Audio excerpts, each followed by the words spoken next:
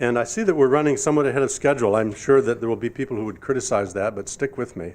I will see if we can get it. Because I have a little name. I'm the guest speaker, as you know, so.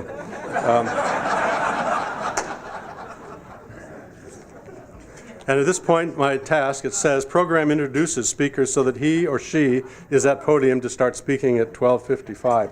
So we'll have 7 minutes of silence and then begin.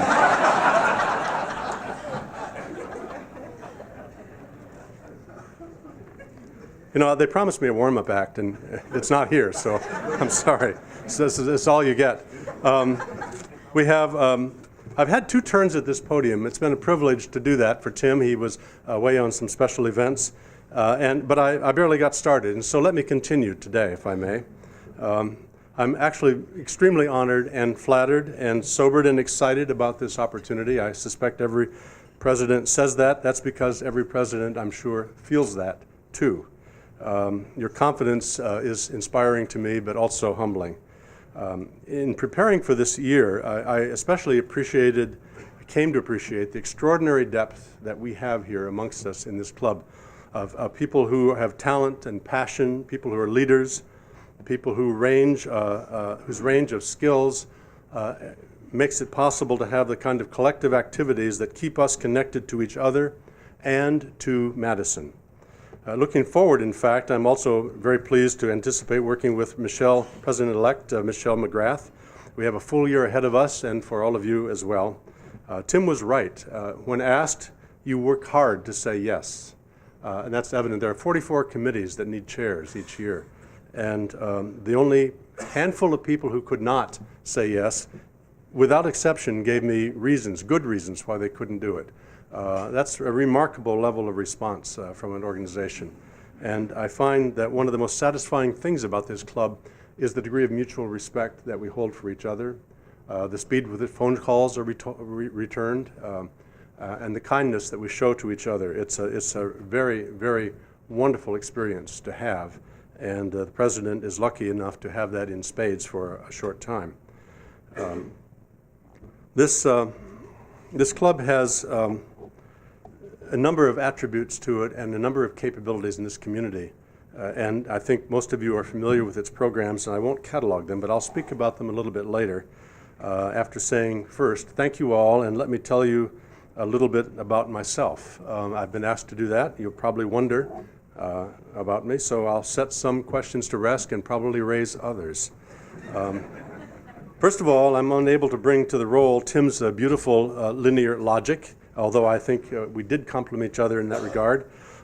We don't have Monet's unique ability to speak faster than we can listen, Renee, and we certainly don't have her laugh, although I would miss it if it weren't here, and I probably can't think as fast as she does either, so that part you'll have to forego, I'm afraid. I won't sing like Wes did either, I promise you that. Oh, I see. We have another page here on the back. But I will do my best to balance individual and club needs and to welcome your praise, most of which I'll forward on to those who actually deserve it and who do the work. And I also welcome as well your suggestions and your ideas and your opinions and your criticism, which I think you should feel free to give. I try to be open and accessible whenever possible. Just give me a call if you have something to say. And I especially appreciate the suggestions and encouragement of the past presidents. Very little ridicule. I was surprised by that. And thank you all for your advice, however, which I do appreciate. Now, on the other hand, it's important to be transparent, to be honest with you. And I have to tell you, and I'm sure that if Tim were here, he would be displeased. I know that Wes and Renee and probably other past presidents likewise would be, but I think we have to be honest with each other. The truth is that virtually every nuance of our Rotary life, including every word spoken at this podium,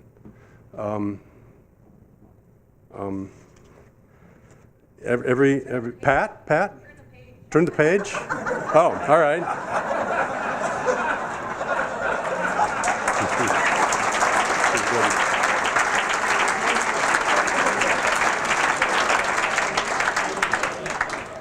Every word is controlled or written by Pat.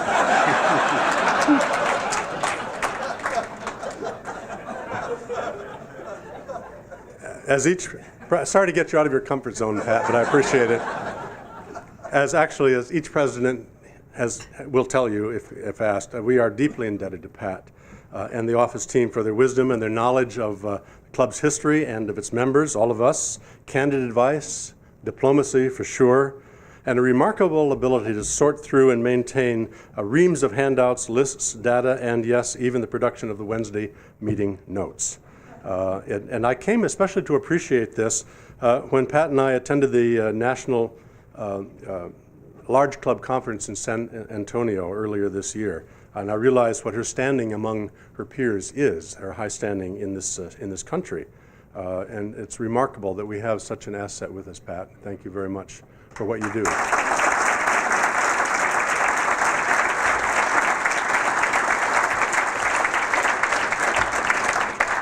So who am I? I know that sounds a little biblical. It's not, actually. My father was a St. Bernard. My mother was a collie, but I'm a Presbyterian. This is what my mother told me. I do not know these nice distinctions myself. Actually, that's Mark Twain who began his A Dog's Tale with those words. But my parents, in fact, were people who met at Westminster Choir College in the East. Father was a university choral conductor, my mother a teacher. And we had music all around us all of my growing up years. Flute, piano, choirs. I was not very good at any of those. And I have a brother in California, a violinist and piano technician. Another brother is a cellist in the Chicago Symphony. And I had a high school girlfriend who said our house was too noisy for her. But I like Rotary's singing tradition. I grew up in the 1940s and 1950s.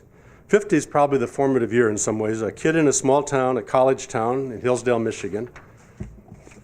The 1950s coincided with that age, which I think we all went through at a time in which we were focused on ourselves and in which we were generally unaware that the world can be complicated and that things can change. Subject almost to no introspection whatsoever. I think I believed then that the way it was the way it always would be. And maybe parts of it still are, most of it isn't. As an aside, I have to tell you that my realization that the world did change and that things were not as I thought they might be or should be coincided perhaps with that of our son, who during the latter part of his senior year at Kenyon College was fussing about things and said, I just can't wait to graduate and get out of here into the real world where everything is predictable. Yes, well, we just nodded and said, of course, we understand. And by the way, that high school girlfriend is my wife, Dorothy.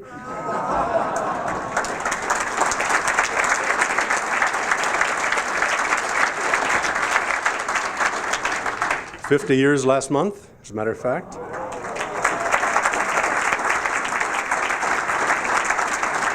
But there's more. I actually met her on the first day of school in first grade. The drill was that every child had a mother, never a father, standing at attention at the corner of the child's desk, but for two. My mother was teaching and in the same school, and her father was the principal, and we were, I guess, a little bit at a loss, and we're at the teacher's desk, and I remember it distinctly to this day. I also remember, unfortunately, that I was the one who cried. But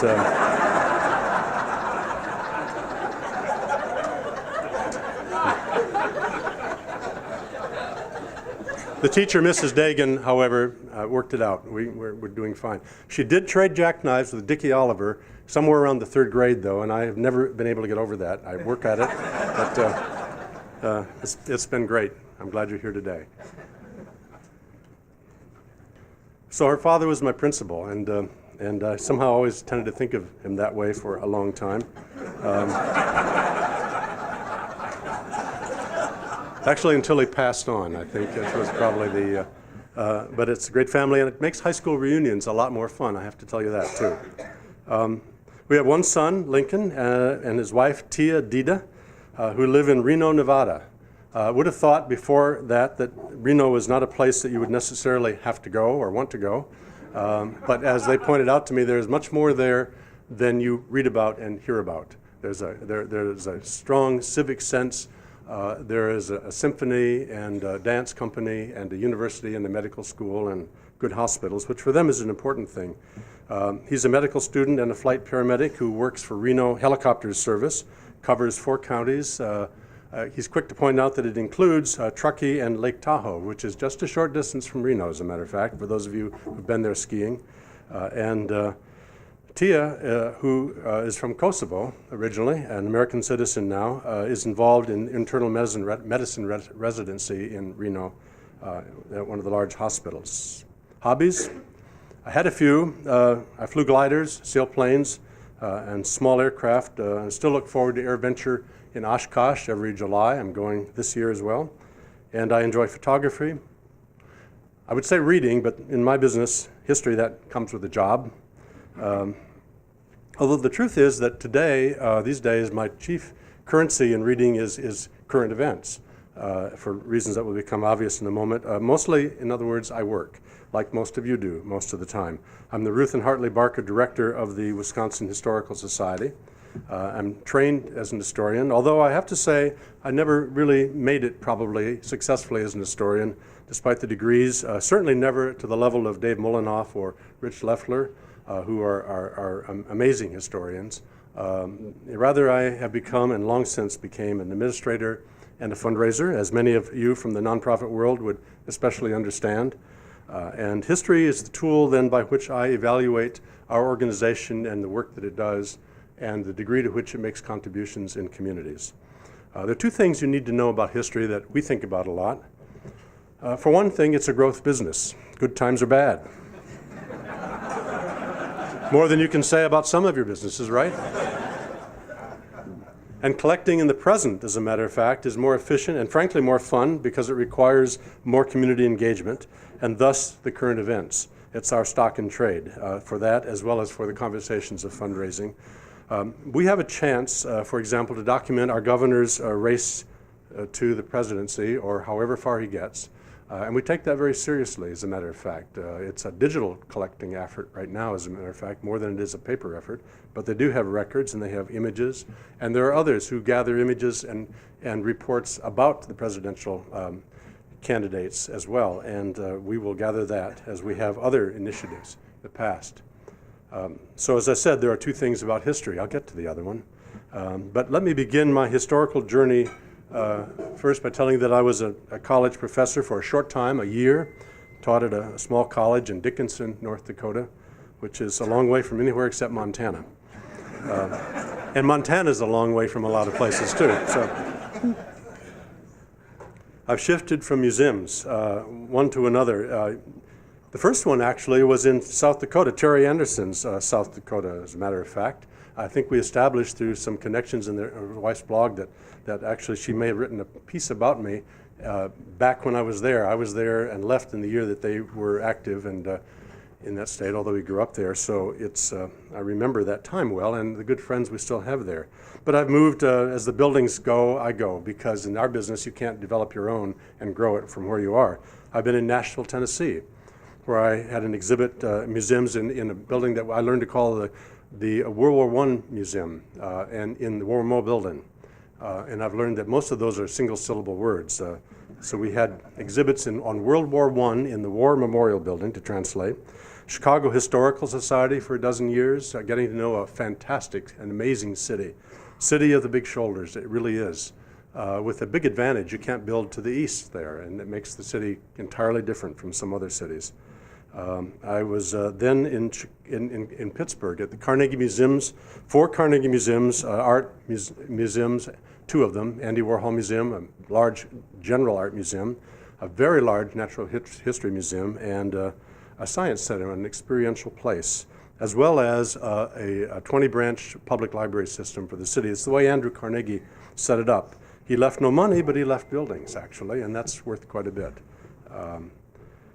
So you have a career in a nutshell. You move to where the buildings are, and finally I came home to Wisconsin. I was born in Ashland, actually. My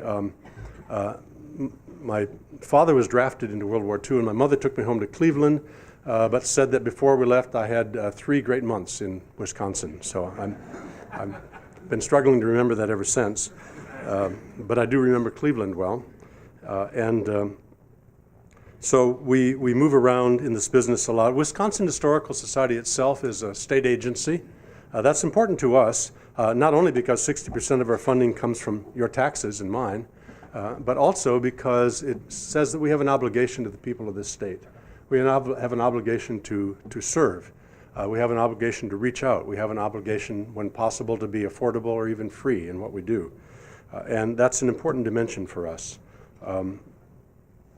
We also have a budget of about $25 million. The 40% of it that's not state money comes from gifts, grants, and earned income. You'd be amazed at how entrepreneurial the Wisconsin Historical Society actually is.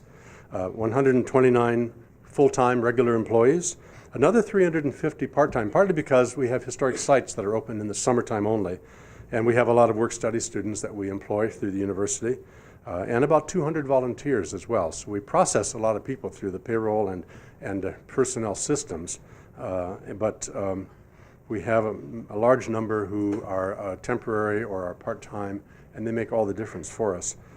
We have a dozen museums and historic sites, in fact. We have one on an island, Madeline Island in Lake Superior, 2.5 miles offshore.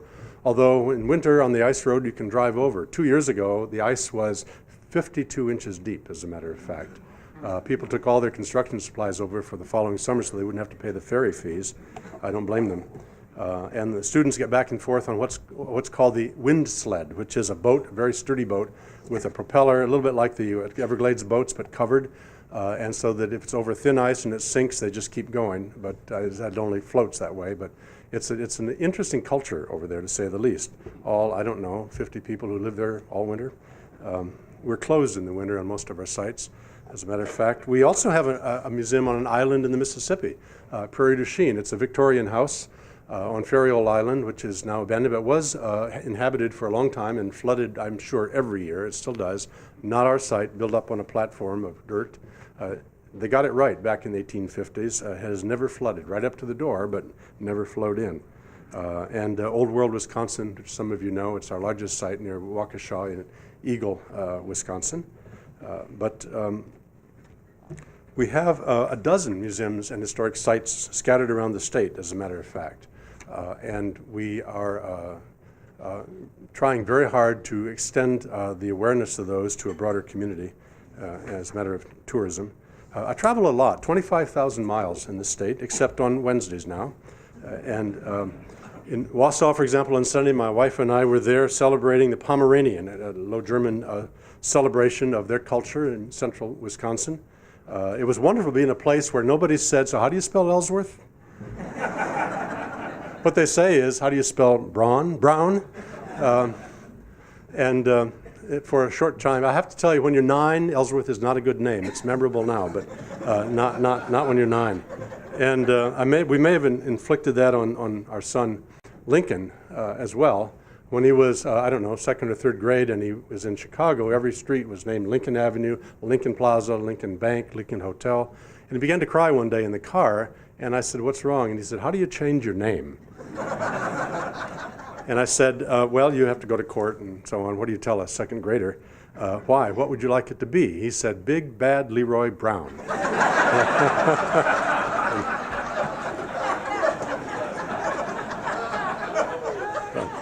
We took his radio away.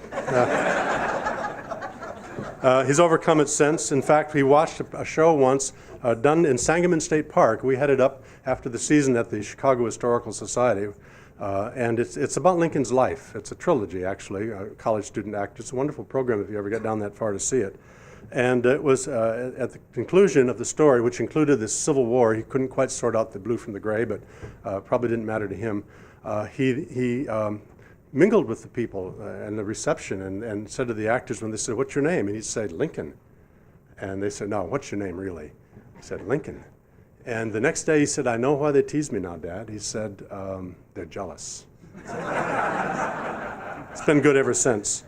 The Historical Society is the University of Wisconsin-Madison's North American History Library. We are the state archives for the historical records of the state of Wisconsin. We have North American holdings as well. Our three-dimensional collection is limited to Wisconsin, big things, but our paper collection, letters, photographs, posters, documents of various kinds of corporate records, as well as books and other materials, published materials in our library, are extraordinary in their reach, in their scope. We have, for example, I don't remember when the latest history was updated, and Rich Leffler, you were involved in that. Somebody said, I bet you don't have a copy of the old history at your library. We have 3. And that's the way this library goes. We have, between the printed materials that we hold and the three-dimensional materials and the photographs, 4 million of the photographs, probably 3 million titles in our library, we have 38 linear miles of shelving that we use for our collections. It's not all here. We distribute it among 12 area research centers around the state so that records that are appropriate to different areas where the university systems usually have a library and we're embedded in them in a way, those places hold a lot of these materials so that people don't have to come to Madison to get them. If it is in Madison, the thing they might want can be sent to them. We're one of the only historical societies in the country that sends articles that are unique, our archival materials, to other places in sealed containers and let them use them in these other research centers, for example. Because from the very beginning, one of my predecessors had adopted the motto, very simple, we aim to be useful. And we're not a small agency or a powerful agency, but we can be good partners and we can be useful partners. And that's an important lesson that I've learned even since coming here. We hold early materials as well as modern materials in Wisconsin. We have Daniel Boone's papers in our collection, for example, and Boonesboro's history. We have McNeil's papers from McNeil Lehrer. We have the best collection of colonial newspapers in the country, save perhaps the Library of Congress. Actually, you could ask Dave Mullinoff or Rich Leffler because they know more about this collection than I do, and they can fill you in on it. We have the SNCC papers, Student Nonviolent Coordinating Committee papers from our Civil Rights collection. Michael Edmonds spoke to you a few months ago about our materials and our collections. We have maps. The earliest is 1513. We have a map by a French explorer who actually found Lake Superior and named 2 islands in the lake after his sponsor back in France, which I'm sure pleased the sponsor and was used, in fact, to separate the 2 countries, the border of Canada and the United States, before we all discovered that those islands never existed, but his sponsor doesn't know that. So, yeah. The CEO of Sargento Cheese challenged me once. Why do you need museums, he said. And I couldn't tell whether he was trying to avoid a contribution or just wanted to see what I'd say. Actually, they did make a contribution, but so why do we have libraries and why do we have archives? Now, my answer is simple, and it's not because everybody else does or because we'd like to be as good as the Lincoln Experience and the Museum in Springfield or the Minnesota Historical Society. Our collections are actually much broader and deeper, although our museum falls a little short at this point in time. Hope to change that. But instead, the answer really is we have museums in order to help ensure that we live in a civil society. A civil society. Andrew Carnegie knew this about libraries in Pittsburgh. There are 7 Carnegie-funded libraries or built libraries, 5 of them community, 2 of them large, and one of them, in fact, in the neighboring town of Braddock, which was a hard-bitten, smoke-obscured steel town at one time, has a swimming pool, has a bowling alley, has an auditorium. All of Andrew Carnegie's early libraries, the 5, 6, 7 in our system, had auditoriums. The 7 original libraries included rooms for elocution lessons, auditoriums, music, reading classes, lectures. We had a small museum of natural history and a small museum of art, actually, in the headquarters library. We were a source of learning for immigrants. We have a book in that collection there in Pittsburgh just for immigrants from Poland. As a matter of fact, its title is More Polish, Less Polish. Was advice to new Poles. One of them was don't wear a babushka. I don't remember the others. But the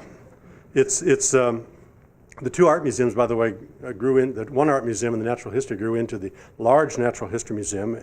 as well as the Standard Museum I mentioned, the Andy Warhol Museum. Andy Warhol was a Pittsburgher, actually. He didn't like to tell people that. He'd tell them anything but where he came from in Pittsburgh. As a family, I knew his two brothers, and John and Frank, and they're very nice, lovely people. But Andy himself, a bit unusual. He's remembered for a lot of things. He actually graduated from Carnegie Mellon University and was invited somewhat later to give their commencement speech after he'd become really famous, which is one of his goals, to become rich and to become famous, and he did both. He sent a double. This is when he had bad hair. He had a very bad hair condition, so he wore the fright wig that you've seen in the pictures of him. And so he sent a double in a fright wig, gave the entire commencement address. Once they found out, they didn't like it. But we've learned about museums and libraries that they are gathering places. Museums are civic places, so this tells you a lot about our business. We are open places, we are welcoming places, we are available places, and we are safe places. Lobby spaces in museums and public libraries have increased dramatically as they've been built, rebuilt, and expanded over the last 25 or 30 years. Buildings have become transparent. You can see into them. You know what's happening there. And you can see out to know what's happening outside. So museums and libraries are safe zones, people zones, known values, civic places. And this brings us to downtown Rotary. This week, Steve Goldberg sent me a short email. 11 years you've been in Madison, he said. What have you observed? What do you like? What do I like about this community, this signature club, as he called it, that I have the privilege of leading for a year and sharing with you? And before that, I've actually been asked by a number of others, often ex-presidents of Rotary, what will your thing be for the coming year? Well, about Madison, Steve, we like it. Okay, I live in Fitchburg, but we like Madison. Maybe we like it even more because I live in Fitchburg. Who knows? But when I was interviewed for my job here, they said, would you like to rent a car and look over the city? And I said, no, I have a car. I'd like a tour. And so they got somebody from the east side to give me the tour. And I said, by the way, I've heard of Fitchburg. I don't know where it is, don't know what it is. Would you drive me through Fitchburg? There was a long pause. She said, all right, we'll do that. And eventually there was a kind of general wave of the hand and said, I think this is Fitchburg. And we were at that point as Fish Hatchery Road and Lacey Road, which is really right in the middle of Fitchburg. It just didn't look like it. The fields off to the right were not what you would have expected, I guess. So I like Madison, Steve. One of the things I really like about it is that it has almost one of everything and a lot of Starbucks stores. It's a smart city. I don't know if you know this, but Dane County is in the top 2% of counties in the United States measured by the number of college degrees in people aged 25 and over. It's 45.8%, and it's even higher in the city of Madison. We like the arts the city has. They play way above their weight class, I think partly because of the support of a smart city and partly because of the talent of the University of Wisconsin-Madison and Edgewood College and the supporting efforts and skills from Madison Technical College. And so Ted Deede's Overture Center, for example, has changed this city profoundly and fundamentally, in my opinion. Deb Gilpin's Children's Museum and Steve Fleischman's Madison Museum of Contemporary Art are the direct beneficiaries of Overture Center as well, as a matter of fact. The city is of a size that makes it possible to connect with others, of a size that makes it usable without the burden of a large urban center. I remember the Dan Ryan Expressway in Chicago, 12 lanes. It doesn't have 12 lanes anywhere. And I don't know if you've driven the Dan Ryan, I'm sure. That's a highway you should never drive unless you've driven it before. True story. I was new. I was going down the highway. I had an employee beside me, and I signaled to change lanes. And she reached all the way over the steering wheel, flipped off the turn signal, and said, "Don't do that. They'll know where you're going. Cut you off."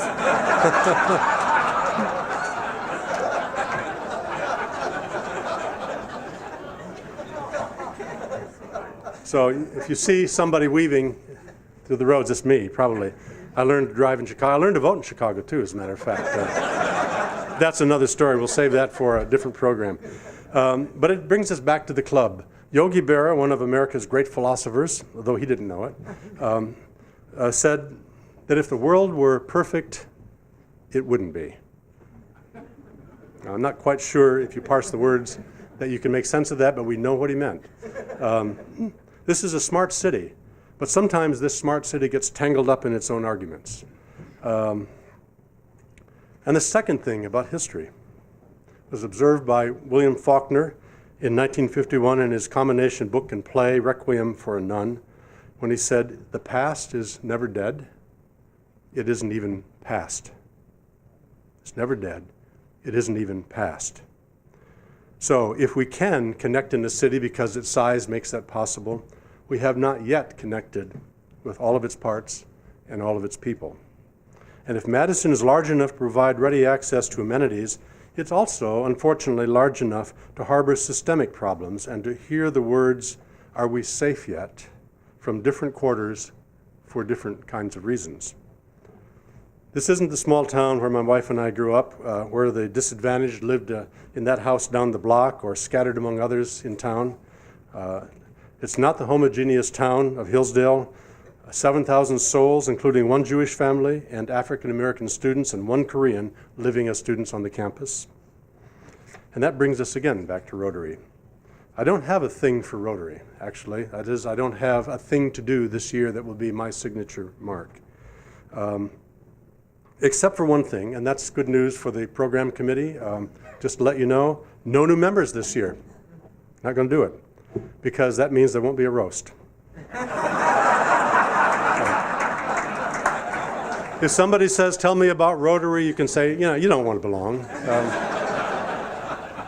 Truth is, as I learned when I went to one of the training sessions in Itasca, Illinois, among many small organizations, when they began to talk in the program about adding new members, they said, "How many do you add a year?" And I said, "Well, we have to add 50 a year to break even." They said, "That's a whole club." And indeed it is. So actually do bring members. I'll put up with a roast if you get new members. It's a deal. On the other hand, Rotary has its own thing. Its own things. The board actually approved two new things, very large things, ambitious things, at its meeting on July 1st. One of them was an international program, and this pleases me because we've not been as active in international matters and travel as many of the smaller clubs, even in District 6250 have been, and I'm pleased about that. But it will be a large project, partnering with another club here in the States, and then with another club in the country in which we choose to serve. It's going to take about a year to work this up. It's going to be very expensive in a way, but we have sources of money identified, and Rotary itself will be putting in up to $100,000 first pop to help us launch this. Rotary International will be. And so that's a large thing coming that came out of the committee's efforts and the strategic planning that helped nurture it. This is also the last year of our strategic plan, and so I think it's important for you to know that the second item I'm about to talk about in a few minutes is something that came out of the requirement that we have one more big thing for the club. And Tim launched that last year with the help of a lot of people doing meetings and talking about it, saying what would be a high-impact project for this club to accept. For the following years, actually, because it's not just 1 year. And the answer is found in a really amazing effort that I want to talk to you just a few minutes about here. And we will begin a new 5-year plan next year. Michelle McGrath and Derek Van Mel will help organize that planning, and we'll move forward. But we don't have to add things. We don't have to add the optics. We don't have to add the mission-based things that we discovered about ourselves 5 years ago. The third thing is the large impact project that we've identified with the help of Renee Moe for the Ad Hoc High Impact Project Committee. Thank you, Renee, again for saying yes to that. And the Racial Equity Committee, led by Rachel Krinsky and Wes Sparkman as co-chairs. We have a lot of things that we do that match our shared predilection for doing things that are hands-on and that involve a lot of us. We have an ethics symposium that's maturing and developing each year, improving each year. We have a wonderful community grants program, and we have a mentoring program of over 90 mentors, almost 1/5 of this club's organizational membership is involved in mentoring students who receive scholarships for us, not for 1 year, but 4 years each. That's an amazing hands-on thing, not very visible, but amazing. But in the lexicon of change, there is a concept called disruptive change. The internet and the World Wide Web are examples of that. In Wisconsin, Act 10 and the new legislative agenda was a disruptive change. And so are the justified anger message of Alex G., who is twice a speaker here at this podium, and the death of Tony Robinson. This city has been lucky in a way. It has escaped some of the unpeeling violence that has accompanied some of the disruptive change in other places. But it can't be ignored, and if we thought we might, South Carolina brought it back to us even again recently. So here we are with disruptive change, and the result of this sensibility about it is that we won't do the next big impact thing in the same way that we've done some of our other projects. We will launch a project that has been in the making for several years and continues to go forward as it's developed over this current year as part of our strategic plan. We will become a leader, the charge has been, in building a strong, diversified, but unified and sustainable Madison community in collaboration with others. Our committee, with the people that I mentioned who are leading it, have helped us to understand, and the board has adopted a three-pronged initiative. First, we will view our club's activities through an equity lens. That's through the fellowship groups and the committees, and the Racial Equity Committee is going to help us do that. They are, by the way, now open for business. They've become solid and formed, and the meetings will be published. You're going to be invited to come to those. If you'd like to join, check with the office, make that known, and you will be welcomed.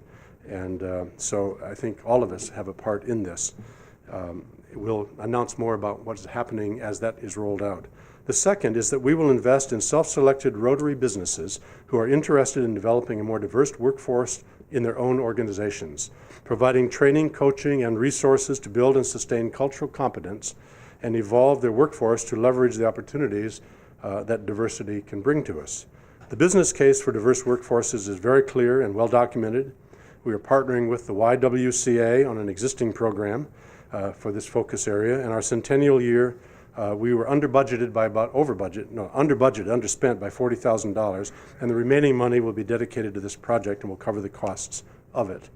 Phase 2, which begins in January, is the third prong of the project. We were invited by the Madison Public Schools, Madison Metropolitan School District, to develop paid internships and apprenticeships in cooperation with them for local organizations, for high school students. This will go beyond the usual mentoring to career pathing, helping our community's young people to learn, to work, and to thrive. And this project will be about $14,000 a year, and it's funded by an estate gift made in 2014 by Wes Zulte. And a complete report, by the way, all 21 pages, and I would encourage you to read it, is to be found on our website in the downloadable forms section, and anyone who's interested in reading more can turn to that if you'd like.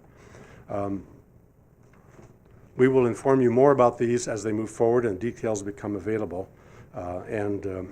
We have an application process for the YWCA program that will also be made known in a week or so to make the selection of the 10 organizations to participate. I would encourage you to think about your organization as a candidate for that. We'll bring you more details later. We've decided to do this because there are two ways to approach the issues that disruptive change have raised in front of us. One of them is to be shallow or deep, and we've chosen deep. Shallow is not bad. Sometimes it's one-on-one, individuals at a time who need help.